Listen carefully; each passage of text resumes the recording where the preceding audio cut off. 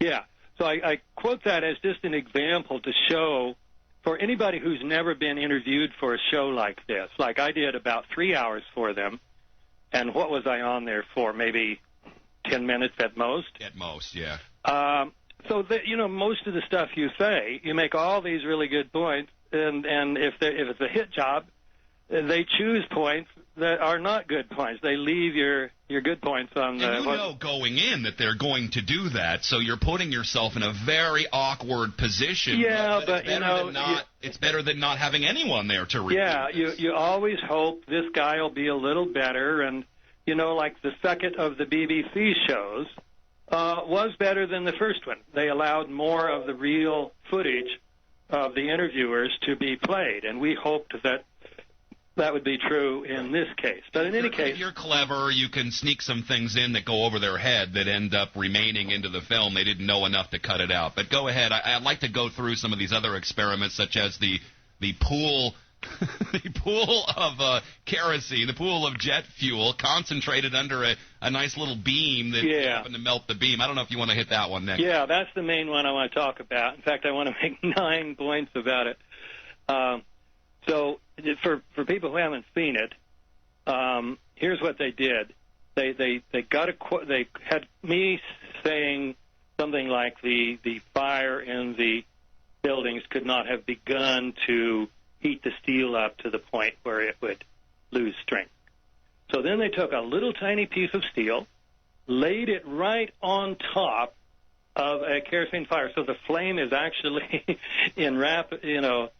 touching, engulfing the steel, and it did, after a few minutes, exactly what we all would have predicted it did. It made the steel beam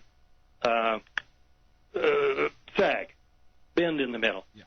And then they said, ergo, the buildings came down because of fire. Now, what is wrong with that? I've got 9 points here. First of all, it was a tiny piece of steel, and the columns we're talking about in the Twin Towers were just massive, and particularly at the base, the lower 50 floors. Really massive, the 47-core columns. So the fire is fire. You've got fire on a little tiny piece of steel. Of course, it's going to be much more destructive than fire on a huge column. But there's more important point. Number 2, this was a single piece of steel. Steel is a good conductor, a fairly good conductor of heat. And in this building, you had about 90,000 tons in each tower of interconnected steel. So what the conductivity means, if you heat up a single piece of steel, it's going to heat up pretty quickly. But if it's connected to another piece, then that heat is going to flow down to the second piece. It'll be dispersed. If it's connected to a third, it flows to them. If it's connected to 110 stories of interconnected steel, it's going to take forever to heat up a piece of steel anywhere close to the temperature of the fire. Well, they just ignored that, and I had just made that point. And that's what an example of the things they cut out. Thirdly, the steel in the towers was insulated, and it was guaranteed for up to 2 or 3 hours of protection. They had a simple little piece of steel with no protection. Now they'll tell us, the planes knocked the protection off. Well, even if they did, that would have been only on about... Something nobody knows, by the way. But even if it were... Even if it was all knocked off, all the things perfectly, it was all completely exposed steel, it's still not a worthy experiment. But I say, even if you allow that it was knocked off on 5 floors, you still got another 105 floors where the insulation is perfectly intact. Furthermore, all those, the bottom floors, 5th point, the South Tower, we're talking about 57 minutes between when it was hit by the plane and when it went down. And they're going to tell us that in 57 minutes, those beams, all interconnected, it's just ridiculous. Now, would the fire have gotten hot enough to cause even a few columns and beams to sag and lose strength? NIST, in its report, and that's what National Geographic is trying to defend, and the report put out by NIST, the National Institute of Standards and Technology, they imply that the steel in the towers got up to 1,000 degrees centigrade, at which point it would lose 90% of its strength.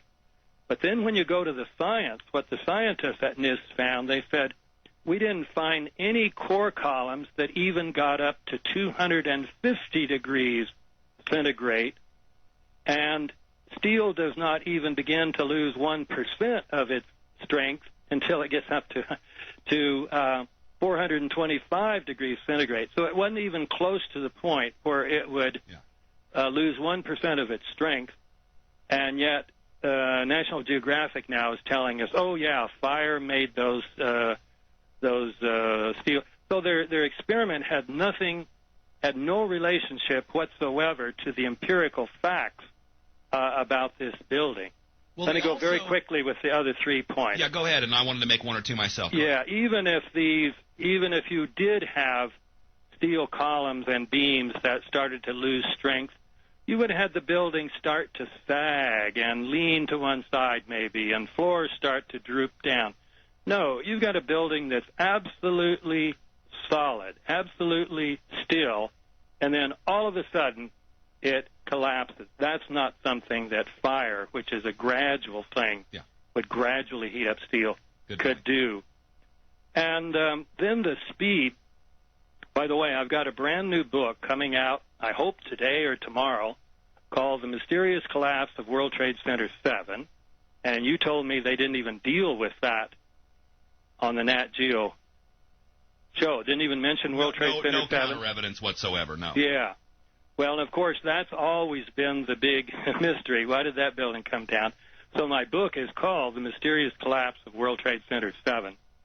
And I show in there that NIST even was forced to admit by a high school physics teacher that the building came down in absolute free fall for over 2 seconds. And that means that all of the steel columns and beams, all the concrete, everything in the lower part of the building had been removed so that the upper part of the building could fall down through the center just as if it were a brick tossed over the side. Absolute free fall. Well, any scientist listening to this will know that's absolutely impossible.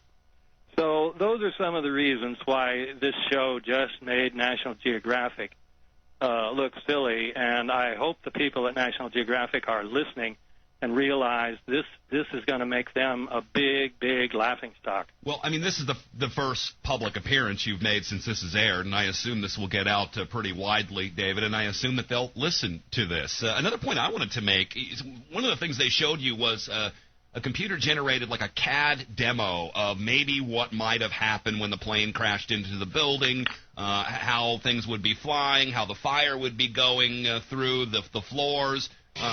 They showed you that.